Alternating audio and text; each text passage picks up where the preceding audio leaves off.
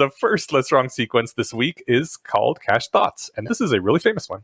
It's also, I love how the beginning of it is just Eliezer complaining about how poorly designed the brain is. Yes. And like, who would make something like this? We were kind of just talking about that before the episode about like how we humans as a species are just like terribly designed. Yeah, our meat suits suck. But people say like, "Oh, the brain sucks. It'd be nice to remember stuff. It'd be nice if I didn't get tired." Those are all like easy complaints. He's like, "No, look at just how badly it performs objectively to any other like substrate of information processing." Yeah, it's a joke. It starts with, so one of the single greatest puzzles about the human brain is how the damn thing works at all when most neurons fire 10 to 20 times per second, or 200 hertz tops. In neurology, the 100-step rule is that any postulated operation has to complete at most 100 sequential steps. You can be as parallel as you like, but you can't postulate more than 100, preferably fewer, neural spikes one after the other. Can you imagine having to program using 100 hertz CPUs, no matter how many of them you had? You need 100 billion processors just to get anything done in real time. Which is great, because that's about how many brain cells there are, right? Yeah, that's what we're operating off of. We're a kludge job. I read that, and like I read 200 megahertz because I'm just used to seeing megahertz. Yeah, you're like, wait, hertz. And then you read it out and it was hertz, and I was like, oh my god. So, but he does say that if you were stuck using such horrible hardware, one trick you'd use as heavily as possible is caching. That's when you figure something out once, you do the mathematical operation once, and you store the results so that you can just look them up later, which is heavily done when doing things with pi and any large complex numbers. You usually have a lookup table. At least you did back when I learned programming. Maybe nowadays computers are fast enough they can do it on the fly. Now they've got whole services dedicated just to caching. Oh, okay. Or you cache it so that you remember, all right, I'm going to put this in the queue when the queue opens up, that sort of stuff. But yeah, hey, I've got this. Let me work on it while I've got it before we're ready to send it off. And then you hold it, and then you can free up the thing that's doing the working to do other stuff, but the thing holds it. Yeah, so that's still totally a heavy feature. Okay. Yeah. The article says, it's a good guess the actual majority of human cognition consists of cache lookups. Yeah. And and then this thought does tend to go through my mind at certain times. So he gives an example of someone being told by his neighbor that you can knock out a chimney you can remove a chimney from a house by knocking out the fireplace, letting the bricks drop, and then knocking out those bricks, etc. And it did not go well when years later he tried it. I'm assuming he saw that, the person who told him that saw that in a cartoon. It must have been, yeah. Or maybe he saw it in a cartoon and just, I don't know. And said, yeah, if you'd questioned that idea, you'd realize it's a stupid one, and you should have recomputed that, but you just didn't. Do we have examples of common cache thoughts that we use? I had a bunch that I thought of when I read these the other day, and I'll try and think of some over the next minute or two and try to remember some. Oop, yeah. David sounded. What? It sounded like you were about to say something. Yeah, so I guess my cached thought when talking about caching in the context of not computers is that the chapter on caching and algorithms to live by is probably the best in the book. What is algorithms to live by? Oh, you haven't heard of it? I've heard of it, but pretend that I am a new listener. Okay, fair. So it's a book basically taking a bunch of concepts that are commonly used in computer science and programming and talking about how you can use them to improve your daily life. Talks about sorting, caching, etc. It's quite good. It was by Tom Griffiths and Brian Christian. They were on episode 161 of Rationally Speaking. So if you like not reading but still learning about books, that's the way to go. Or it's a good starting point. They were also on an episode of the 80,000 Hours podcast. I don't know the number offhand. I'm not a stone cold badass like Steven. Yeah, I'll pretend like I remembered the number. He just has all the episodes of Rationally Speaking cached in his brain. That's right. I leave no room for important stuff like birthdays or, I don't know, how to get home. I think one of my cache thoughts is generally conspiracy theories are ridiculous. Yeah, I'm trying to think of like specific complete the pattern ones, and I had some because like it's easy enough to think of like derisive ones that I disagree with this, right? Yeah. But like, what do I automatically fill the response with when I hear something? And I'm sure there's literally hundreds, and I'm just it's not. It's the thing is about these. It's not labeled in a box in your head called fake shit, right? Right. So like, I can't just go look at that box and see what's in there. And like, not all cache thoughts are fake. Right. Most of them are great. Like that's why they're there. You know, they're reliable. As is pointed out in the post. Oh, go ahead. So this is a terrible segue because we're not going to the main segment, but I'm pretty sure I have cached government programs are bad. Yes. I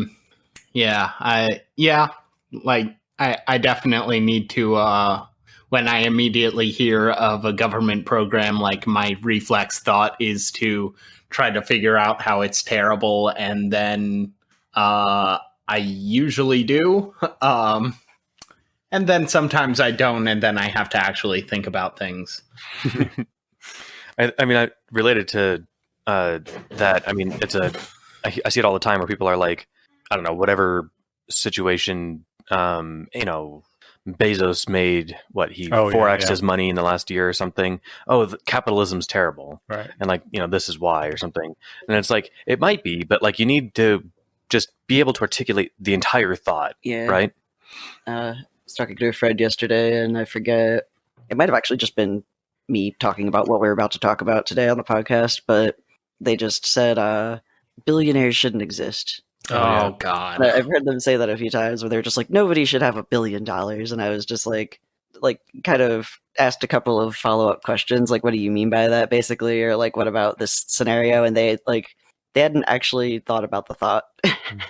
Yep. America's the worst. I hear a lot too. Oh yeah. Like, oh yeah, this country is the worst. And it's like, don't get me wrong, I'm not, a flag swinging patriot, but we do some things pretty good, and we do lots of things a lot better than the worst. Yeah, we're not the worst. Not the literal worst. I mean, have you seen South Korea? I mean, Korea. No, South Korea's awful. North Korea. Yeah. Best Korea. God. Eliezer does point out in the tribe that the vast majority of our computations are probably cache thoughts, because he says no one can think fast enough even to he didn't say even. No one can think fast enough to recapitulate the wisdom of a hunter-gatherer tribe in one lifetime, starting from scratch. As for the wisdom of a literate civilization, forget it. And I think that's true, which is part of the reason why it took humanity so long to get from, hunter-gatherers to where we are now. Because it's hard figuring out even what shit you can eat that won't poison you. Yeah, I mean, record keeping. As you recently learned. Yes. Well, and then, I mean, this relates to caching, but like record keeping was one of the major breakthroughs in that, right? And that's essentially a cached record of like, by the way, don't eat this. And we've got a list of poisonous foods in the region. Yeah. And now that people can write them down and read them, it saves everybody the time of rediscovering that or having to go to a meeting, with the town elders to learn about it. Well, that's the thing that people usually pick up because it's local knowledge that's very important. That the record keeping was much more for keeping track of how many bales of grain were. I was going to bring that up next. Yeah. Yeah. Like, I mean, so it allowed you to just the idea of saving data. Yeah. Right. Of having a way to, like, granted, you can save it sort of kind of in your head. Mm-hmm. And you actually, the pre-record keeping cultures were very good at oral history. Like, I think I've very heard that good is a relative term. I forget where I heard this, but they were very much better than us. Yeah, I heard that they were very passed down very accurately. I would be surprised to learn that even that they were good at like accounting. Yeah, like they certainly had a much better memory than we do for like narrative stuff, but for things where like you need to keep a 4 or 5 digit number in your head, and then you need to do that like 200 times. I'm not saying it's impossible, but I would need to see some really, really good evidence that would actually be the case. There's people that can memorize how many digits of pi have people memorized. I'm going to look that up real quick. Oh yeah, no, it's crazy what you can do. Actually, I don't need to look it up. We'll figure it out later. But the memorization techniques involved, I've like looked those up because it's really fascinating. Are building a narrative on top of it. Like, yeah, we as humans like use storytelling as a memorization technique because we're sort of built for it. Yeah, the memory palace thing is very much you're walking through and you're telling a story to yourself to remember things. Yeah, people can memorize an entire deck of cards in random order, what order each card comes in by doing those. But those are like professional memorizers who can do a deck of cards in 5 minutes, right? Anyone can do it with enough practice. Right. Yeah. But that's sort Yeah, of but I mean, if you haven't invented writing, then Yeah. the marginal product of a professional memorizer will be much, much higher than it is after you invent writing. But So even the whole requiring it to be a professional memorizer is actually a fairly low bar for I'm just saying, pre-literate like, civilizations.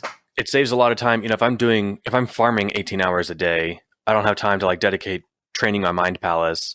So like I might know somebody who's like the town accountant or makeshift thing, but then I need to just trust that they remember everything correctly, right? Yeah, and I mean the thing is, normally when I hear these stories about pre-literate cultures had an amazing oral tradition that was incredibly accurate and etc., it's from religious people trying to justify why their religious tradition is infallible and accurate. And Accurate doesn't mean true. yeah, but I don't believe that their narrative hasn't changed, because sometimes we do find old ancient records and they contradict. It's even if people can memorize those things, and I don't doubt that they can, there are other pressures in life, specifically political pressures often, which will cause the narrative to change over generations, even if people could have memorized it perfectly, because there's damn good reason for small things to be changed at the margins. Yeah. Especially like if your civilization gets taken over by the Babylonians and all of a sudden you need to reboot everything and explain how this happened. Yeah. All part of God. Indeed. Yes. It does become all part of God's plan. It's wonderful that way. I remember as a child hearing that, things are part of God's plan, and I was kind of like, I was thinking about that recently too. I was always very confused by why that made it good. Or interesting. Like it's like, don't worry, it's all part of God's plan. And then I'm like, what is the plan though? Because so far, like, all the history I've read seems very random and capricious and like kind of cruel, which I guess is a synonym for capricious. Yeah. I would strongly recommend, I know I've recommended Ted Chiang before because he's just an amazing short story writer, and he writes things that rationalists would love, but he wrote a short story called The Truth of Fact and the Truth of Feeling. And in that is a wonderful example of this sort of narrative that changes for political reasons. And when one particularly precocious young kid finds out that the history has changed and gets upset about it, the elders are like, kid, this is the actual truth, because this is the truth of the world as it is, because that's the truth they needed it to be in order for things to progress so that the tribe could survive. It was a really interesting story. Yeah. The Truth of Fact and the Truth of Feeling. Okay, cool. And so I continually see people who aspire to be critical, or who aspire to critical thinking, repeating back cached thoughts which were not invented by critical thinkers.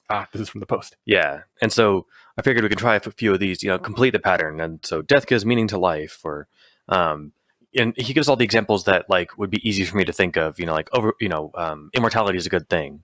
And then you get ideas like, well, overpopulation, all these nonsense things. And I've met people like this, and I've actually rejoined, probably after I've read these or around the time, but like, You mean like people just defending their cash thought?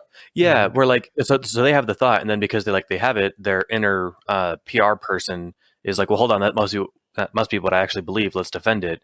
And so like, but I've met people, and like he talks about in the Post, who are like, when you talk about existential risk or something, well, maybe humans suck. You want to read the actual quote? Oh, sure. I figure I could summarize it well enough, but it's frustrating to think that good and decent folk, people who would never in 1,000 years spontaneously think of wiping out the human species, raising the topic of existential risk and hearing them say, well, maybe the human species doesn't deserve to survive. They would never in 1,000 years shoot their own child who is part of the human species, but the brain completes the pattern. Yeah. And so like I've had those conversations, and I ask them like, and they'll be sitting there with their spouse. I'm like, so you would shoot your partner in the face, like you would throw them into the sun or whatever it is, right? And they're like, well, no. And I'm like, where do you think they live? What species are you, friend? Yeah. I've had that. There was this ex-coworker of mine that was always talking about how humans suck. I'm just like, okay, but you're a maybe it's not humans. Maybe it's just you, man. I like, Carl Sagan, just to go it from another way. He had just this great way of, talking and thinking about it. It's like, we humans are capable of greatness. I think that's the way to properly frame it. Like yes, we fail all the time. We do nasty shit as a species, but we as a species are also capable of such greatness that the rest of the planet is not even comparable to. I will And that's the real dolphins. beauty. Yeah. I will say that self-loathing is a hell of a drug. I was married to someone who was of the humans should be extinct mindset, and she didn't kill herself. Yeah, I was just saying, was this a human that you were married to? Yes, and she didn't kill herself, but she was kind of trying to do the best she could for all the other species on the planet because she knew that she couldn't wipe out the human species. But it was one of those things where, like, if she had the option to, she probably would have. I mean, maybe, but then you kind of wonder, like, I don't know about this person's psychology in particular, but it's like I think that people who just say that are just saying rehearsed thoughts. Like, I think you give them a button and be like, by the way, this will also kill your parents, your kids, your partners. Like, the person who pressed that button's a monster. I don't want to use the word monster, but anyone who's certainly troubled. Anyone who's willing to kill me and every baby on Earth, Yeah. it's hard. It's hard to say that I would call them anything but a monster. I get where they're coming from in a way that, like, I get where I admire the self-consistency. I suppose. Of being like, so, I'd die too, but that's okay. But I totally get where someone's coming from if they were to go, kill an abortion doctor or, I mean, hell, even like, kill a Democrat. Kill a Democrat or like lynch a witch or something, right? Like, I get where you're coming from. You believe these crazy things, but the idea that you're out doing this, like, I don't know. I think that's maybe, again, I won't fight the definition of monster, but I'm like, I want that to change. I don't want you to be that way anymore. Stop being. I think you would be happier if you weren't that way anymore, right? It's a good thing that it's really hard to wipe out the human species. Thank God. And we have to worry about the mad genius correlate to what was the fuck? It just slipped my mind. The law that computing power doubles every 16 months. Moore's law. Yes, the mad genius corollary to Moore's Where's law. That cash is troubling. thought? Yeah, it's a great cash thought. I like this one. Rationality. Complete the pattern. Love isn't rational. I mean, we could probably think of just like, corollary versions of that make us sound all high and mighty, right? Well, like, we're such clear thinkers. Shall we complete the pattern? Love isn't rational? Well, I thought that it was. Oh yeah. I mean, he argues against it, but the first thing I think is like, that shit makes me crazy. Yeah, I guess it makes me do stupid stuff that I wish I didn't do. I thought the love isn't rational was supposed to be somebody arguing against rationality as a good thing. Like. Oh, that if you're rational, you can't love. Yeah. Motherfucker. Or I encountered those arguments back in the day with religious people, like, oh no, I believe in love because I believe the universe has meaning, and it's like, well, I believe in love too, and yet I don't feel that way. So clearly, we're at an impasse with our communication here. I don't have like a quick cash thought to rejoin to somebody who's like, what that they say. So love isn't rational. I'll be like, okay, so. Yeah. Like that's my cash response, I guess, if I have one. Like, well, then you're not a real rationalist, Stephen. I guess, yeah. I'll bite that bullet. If that means that I think love is cool or real, or that what makes me not a rationalist? That I think those things, or that I don't have a quick response to the person who says that. Yeah. So what are you doing, David? Yeah, no, I'm gonna take the other side of this. I think love is rational. I know it's like, that's what I was thinking. What's irrational about love? Like, sometimes love makes you behave irrationally, but that's not because of love. It's because of the stupid monkey brains.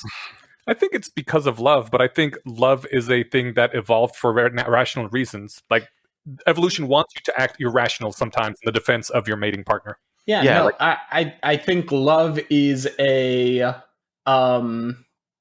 comorbidity with irrationality, so to speak. But like, it's not inherently irrational, right? Like, so put it that way. I mean, like, the fact that I love my wife means that I share in her happiness, and I want her to be happy.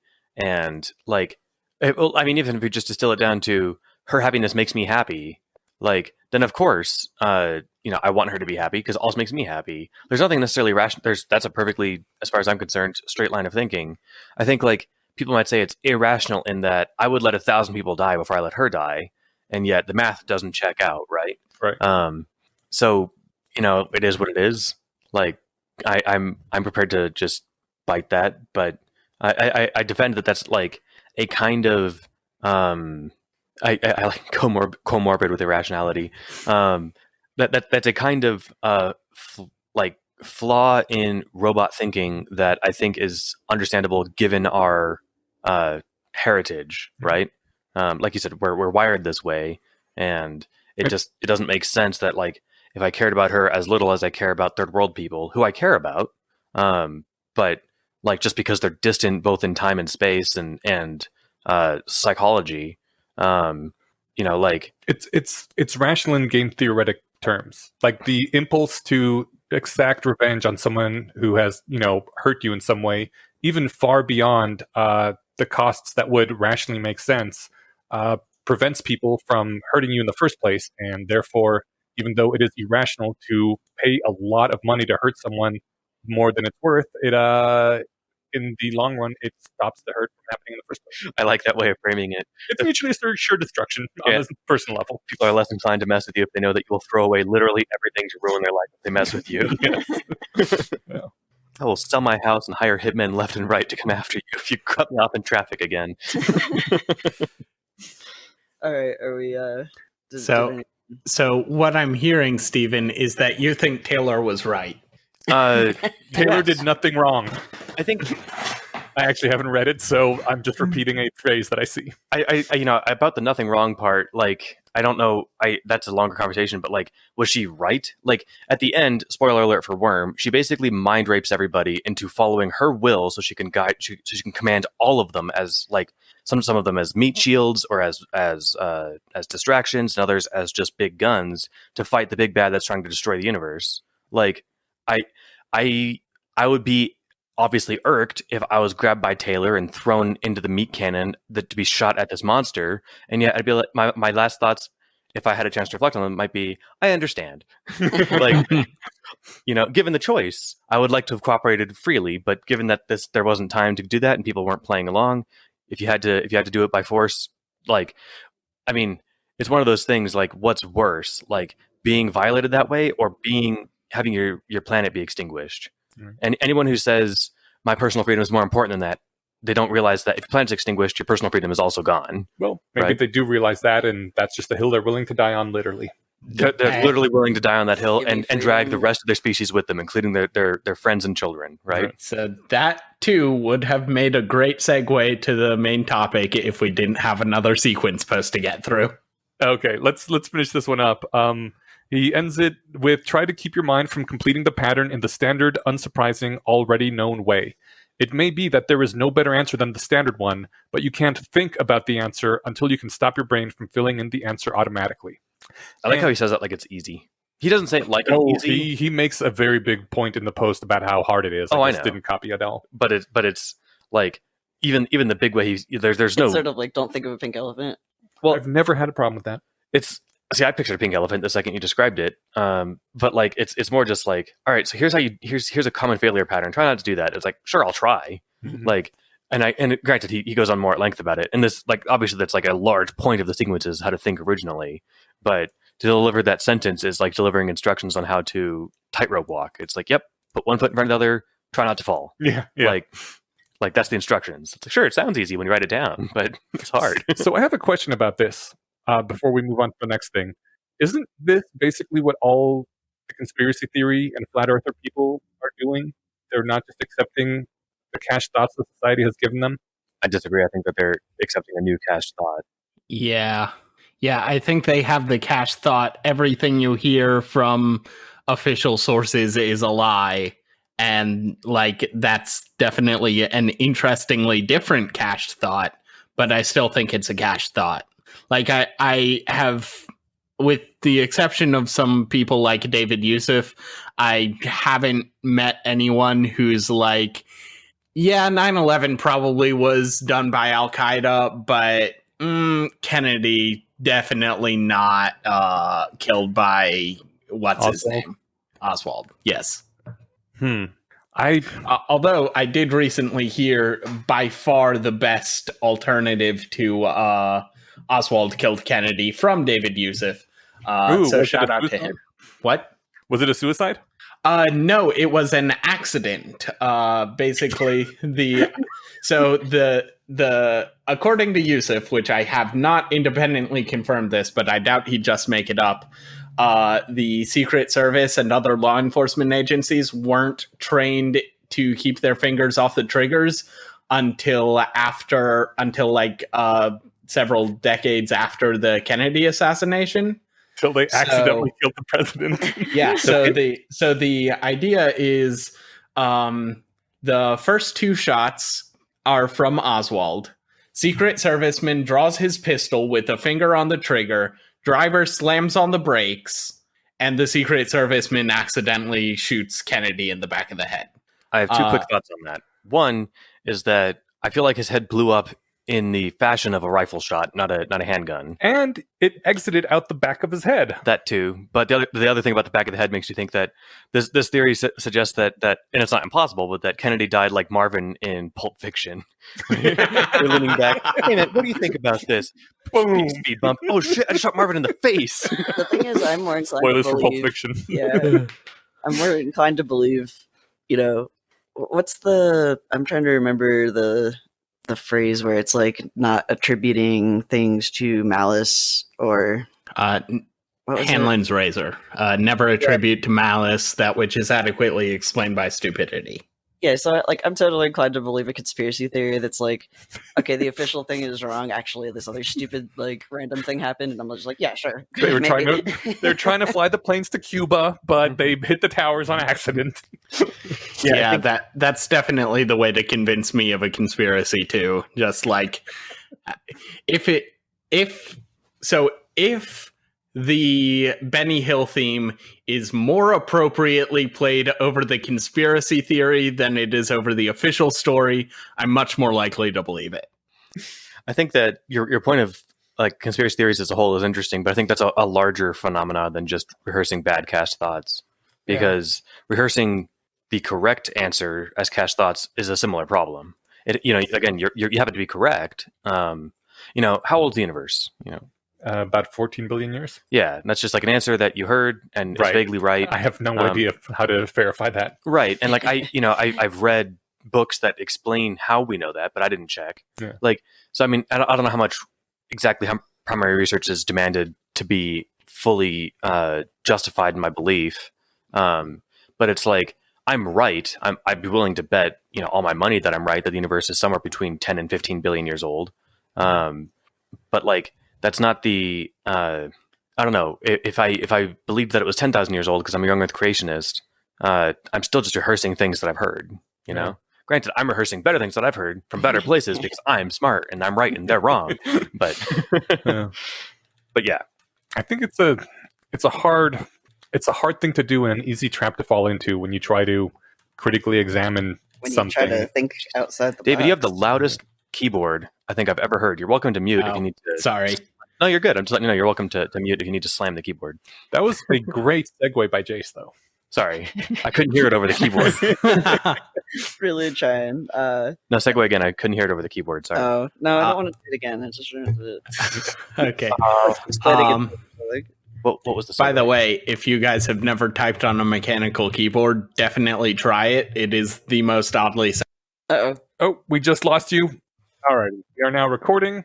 All right, the second LessWrong post after that slight technical issue, which we have now recovered from, is the outside the box, in which Eliezer points out that whenever someone extorts you to think outside the box, they usually, for your convenience, point out exactly where outside the box is located.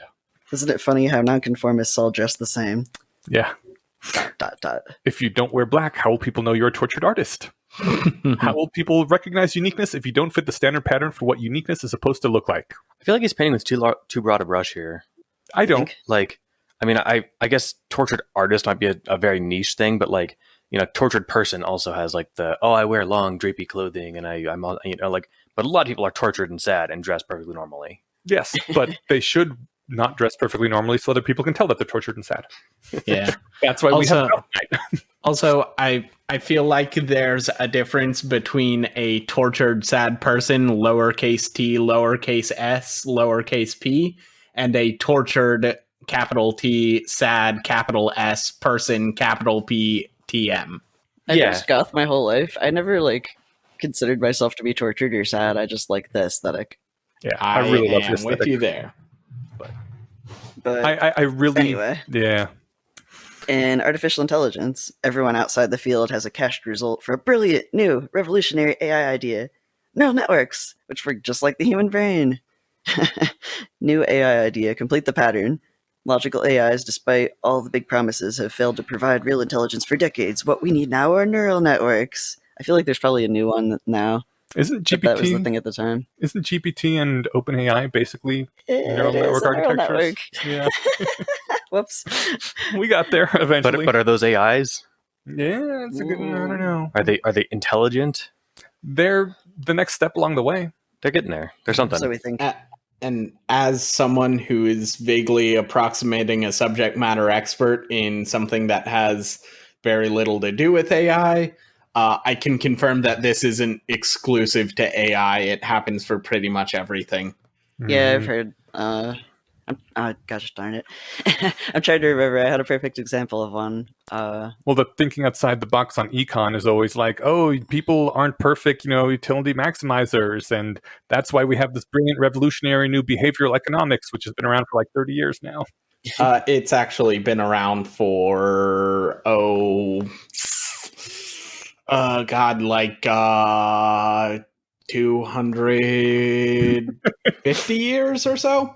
See, that's fun how fact, revolutionary it Fun is. fact, literally 100% of modern economics can be found in Adam Smith, except for demand curves. That is literally the only innovation that's happened in economics in the last 250 years. I will have to take your word for it. Sounds like a really riveting field. If it's been a solved problem for a quarter of a millennia. Was that just a dig at your profession? I'm sorry. Kinda. I meant it in a good-natured way, but I realized that it could have come off. I meant it as a complete joke that was supposed to be a fun jab. But yeah, no, that's how I took it. Good. Yeah, you're looking for the cool new shit that hasn't been found yet. Yeah, basically, so there's demand curves, and then there's a lot of people trying and failing to refute Smith's claims, and then basically there's just a bunch of footnotes to Adam Smith. Well, there's also implementation, right? He was pretty good about that. Oh, well then. Yeah, he actually married theory and practice in a much better, healthier way than a lot of modern economists. I do like that Eliezer points out subversive literature because, literature is a thing that I have a hard-on for, and asks that it's has any of the subversive literature you've read caused you to modify any of your political beliefs? Points out that most of it is taught to you by English teachers in high school. And in my opinion, anything that's actually subversive is censored. So nowadays, the subversive stuff would be like, I guess, what you find on 4chan. Yeah, Or QAnon. Or QAnon. Captain Underpants. Captain Underpants is like the most banned book What? because parents don't like that it's very naughty. Oh, wow. Okay. When I worked at a library, we had banned books day. It was great. nice. We display them prominently with little placards explaining why this book was banned, and encouraging people to check it out and read it. So I'm gonna ask this question, even though I'm almost sure I know the answer. Did you ever put Mein Kampf in that display? Yes. Was Really? Mein Kampf ever banned? Yes. Yes. Oh, yes. It's currently banned in Germany, I think.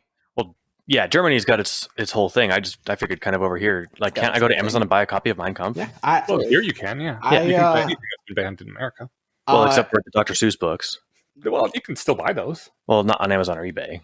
Oh, yeah. But Yeah. that's because of their stupid bullshit. Right. So, if they're still selling Mein Kampf, that's my thing. I guess in my mind, it's not, I guess, who banned it? Schools. Okay, yeah. Or primarily schools. God, I'm waiting for- libraries. They have tried and succeeded at banning books from libraries before, but libraries generally dislike that. Mhm. I've tried to keep open access to information for everyone. Are all the good, important historical books that are racy banned now, like Huck Finn and To Kill a Mockingbird and stuff? I don't think they're...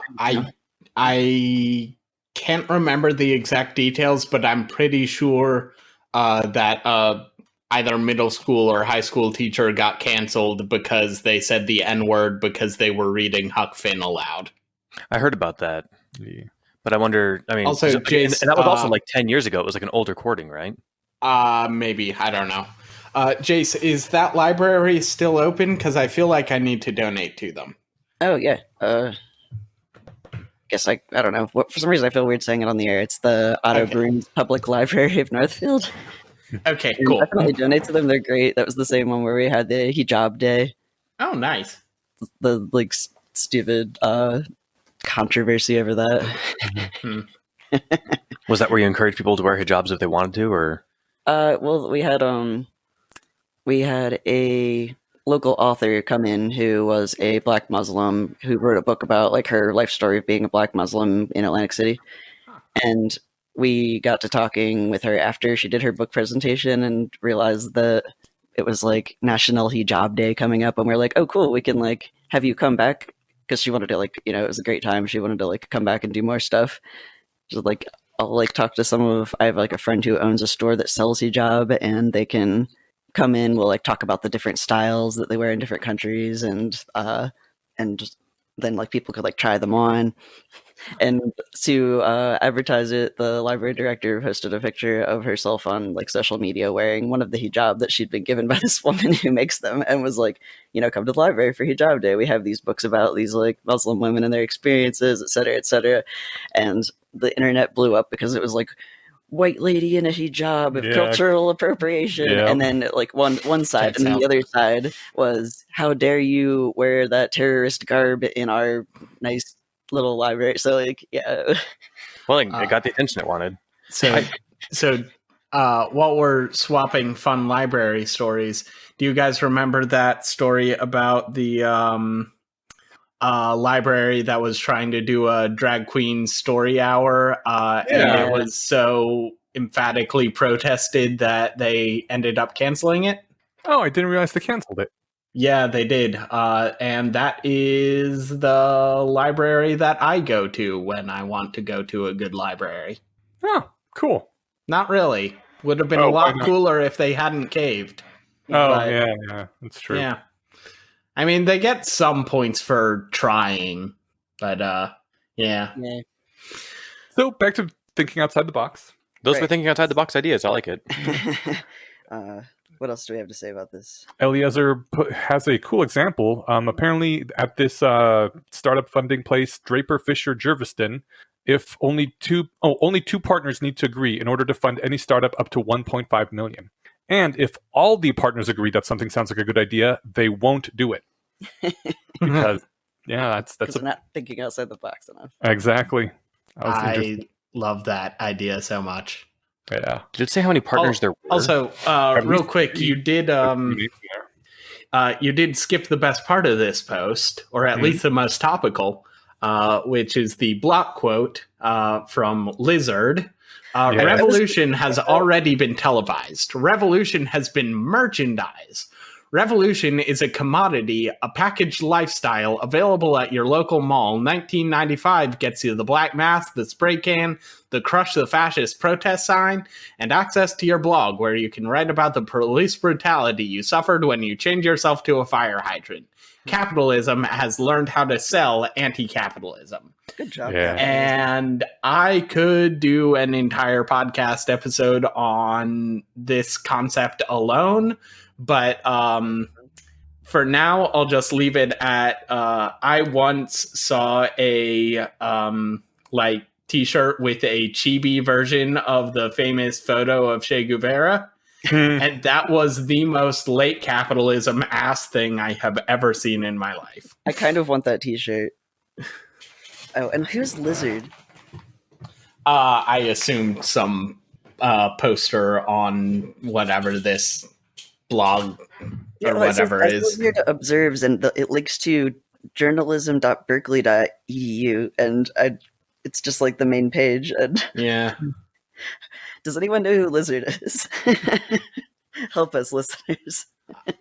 Get some on the ground, because now the lizard people don't rule us overtly.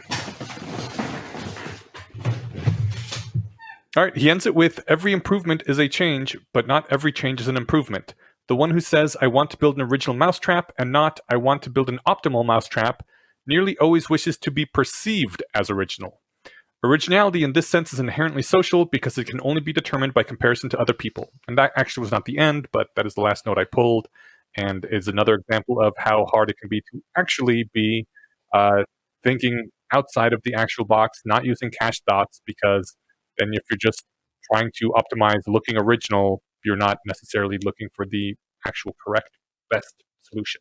Yeah, and like, I mean, especially in a place where, like, if it's a job, like, hey, I did this thing, and it's an original me, and I'm the one who put it together.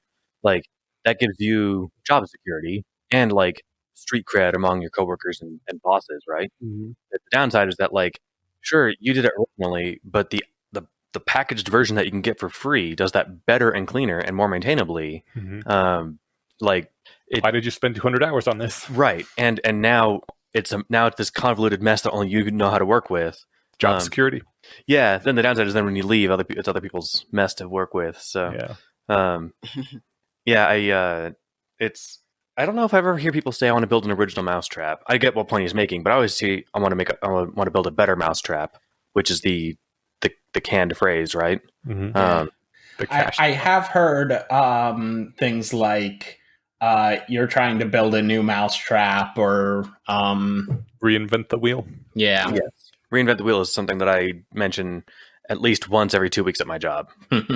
Like, hey, before you do this, make sure you're not just trying to reinvent the wheel. Like, there's probably a way that already exists to do this to solve this problem. And lo and behold, there always is, because there's no problem in general that you're facing working with computers that someone else already hasn't worked on. If you could reinvent the wheel and patent the reinvention and then convince everyone else to give up the old wheels, highly lucrative. Hard to do on a computer, but it would be nice to do in some other way, right? Very easy to do in pharmacology, apparently. Right. Oh, God.